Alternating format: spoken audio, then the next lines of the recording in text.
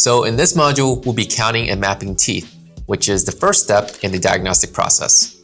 Okay, as we said before in the previous module when we gave an overview, this is the first step. Don't be in a rush to go jump into the occlusion or the skeletal or anything else. Having an orderly process is very helpful, especially at the beginning when you're developing these skills. So the first step is, like we said before, to start at the midline and map out the teeth.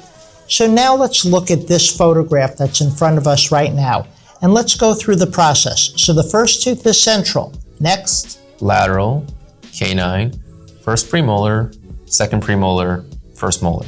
And if you look really carefully there, even though the photograph is less than perfect. It seems like a second molar.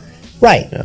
You would expect the second molar to be there because that's the tooth that's normally distal to, but one way or another, where is the third molar? So what are you going to do for the third molar? We are going to take an X-ray to see. Okay, so that's the rhythm of clinical exam. You map out the teeth, and if you don't see all of the teeth that you expect to see, that raises the question, where is the third molar? Look at the X-ray. This same process is going to take you to different places on different patients. So the outcome will be variable, but the process is always the same. So let's do it here. Central. Lateral.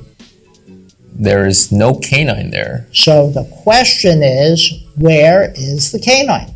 So what do you do next? We got to take an X-ray to see. Okay, let's say we did take an X-ray, and the canine was fully formed and it was on the X-ray. Now we go back to the mouth and we ask a question. We focus on the area where the canine is supposed to erupt. Is there enough room for the canine to erupt? No, this seems like a really tight space. Yeah, so if there's not enough space for the canine to erupt, that's a condition called severe crowding. And it's very important to understand that. Now, this is all based on the idea that we looked at an X-ray and the canine is there and there's not enough space for it to erupt. Severe crowding. Why am I going out of my way to make this point? Because the untrained person will look at this photograph and only see open contacts and then say, well, this is some level of spacing. Couldn't be farther from the truth, because the problem here is lack of space, not too much space. Let's look at this. Here we go. Central. Central.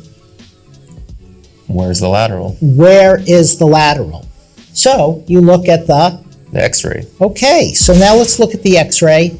And now, what would you say about 7 and 10? What would you say about the maxillary lateral incisors? They are? Seems like they're missing. Missing. That's what a missing tooth means. A tooth that's not only not in the mouth, it's not on the X-ray. While we have this X-ray up, let's pay attention to other teeth that we didn't see in the photograph, namely the third molars.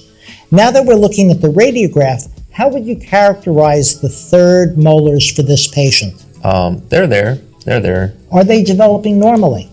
They seem like they are developing normally. That's right. If you left them out of your report, that would be okay, because there's nothing clinically significant. There's no problem to report. But if you wanted to describe the position of 1, 16, 17, and 32, you would say they're unerupted, which implies that they're there and developing normally.